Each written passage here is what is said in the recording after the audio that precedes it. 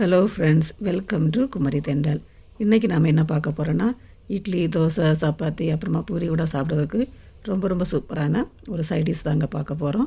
வாங்க இது எப்படி ரெடி பண்ணுறதுன்னு பார்க்கலாம். இது ரெடி பண்ணுறதுக்கு ஒரு குக்கரில் 2 ஸ்பூன் அளவுக்கு எண்ணெய் சேர்த்துக்கோங்க. எண்ணெய் சூடானதும் அதில் 1 ஸ்பூன் கடுகு, 1 ஸ்பூன் சீரகம், அப்புறமா 4 காஞ்ச மிளகாய், இது கூட கொஞ்சமாக கருவேப்பிலை இவ்வளவும் சேர்த்துட்டு இப்போ நம்ம சேர்த்துட்டு இருந்தால் கடுகு சீரகம் எல்லாம் நல்லா பொரிஞ்சு வரட்டும். இந்த அளவுக்கு நல்லா பொரிஞ்சு வந்ததுக்கப்புறமா மீடியம் சைஸில் 2 பெரிய வெங்காயத்தை பொடிசாக கட் பண்ணிவிட்டு இதில் சேர்த்துக்கோங்க. இது கூட 3 பச்சை மிளகாய் இவ்வளவும் சேர்த்துட்டு இப்போ இந்த வெங்காயம் லைட்டாக கலர் சேஞ்ச் ஆகி ஒரு கண்ணாடி பதத்துக்கு வரும் பாருங்க, அந்த அளவுக்கு வதங்கி வந்தாலே போதும், ரொம்ப வதங்க வேண்டாம். இப்போ இந்த டைமில் 3 தக்காளியை இந்த மாதிரி நீளமாக கட் பண்ணிவிட்டு சேர்த்துட்டு இது கூட தோல் நீக்கி பொடிசாக கட் பண்ண உருளைக்கிழங்கு 2 சேர்த்துக்கோங்க.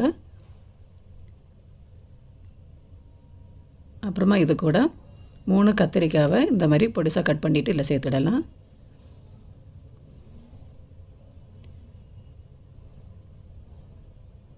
அப்புறமா இது கூட 1/4 டீஸ்பூன் அளவுக்கு மஞ்சள் தூள், அப்புறமா 1 ஸ்பூன் அளவுக்கு நான் சாம்பார் பவுடர் சேர்த்துட்ருக்கிறேன். உங்கள்கிட்ட குழம்பு மிளகாய் தூள் இருந்துச்சுன்னா 1 ஸ்பூன் அளவுக்கு சேர்த்துக்கோங்க.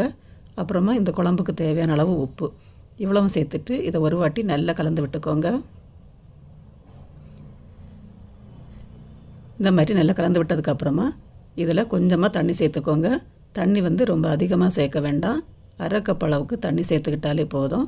சேர்த்துட்டு திரும்பவும் ஒரு வாட்டி இதை நல்லா கலந்து விட்டதுக்கப்புறமா இப்போ குக்கர் மூடி போட்டு மீடியம் ஃப்ளேமில் 2 விசில் விட்டு எடுத்துக்கோங்க.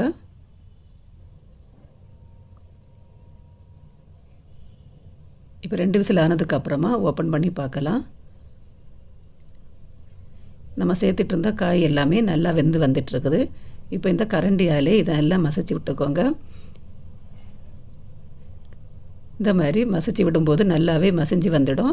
அப்படி இல்லைன்னா உங்கள்கிட்ட மத்து இருந்துச்சுன்னா மத்து வச்சு நல்லா கடைஞ்சி எடுத்துக்கோங்க. இப்போ இதில் நம்ம எக்ஸ்ட்ராவாக தாளிப்பு எதுவும் கொடுக்க வேண்டாம். நம்ம ஏற்கனவே இதுக்கு தாளிப்பு கொடுத்துருக்கிறதுனால இது அப்படியே சாப்பிடலாம். ரொம்பவே சூப்பராக இருக்கும். நீங்களும் இதே மாதிரி ட்ரை பண்ணி பார்த்து எப்படி வந்துச்சுன்னு உங்களோட ஃபீட்பேக்கை கமெண்டில் சொல்லுங்கள். நீங்கள் இன்னும் நம்ம சேனலை சப்ஸ்கிரைப் பண்ணலைன்னா குமரி தென்றல் சேனலை சப்ஸ்கிரைப் பண்ணிக்கோங்க. மீண்டும் இன்னொரு வீடியோவில் உங்களை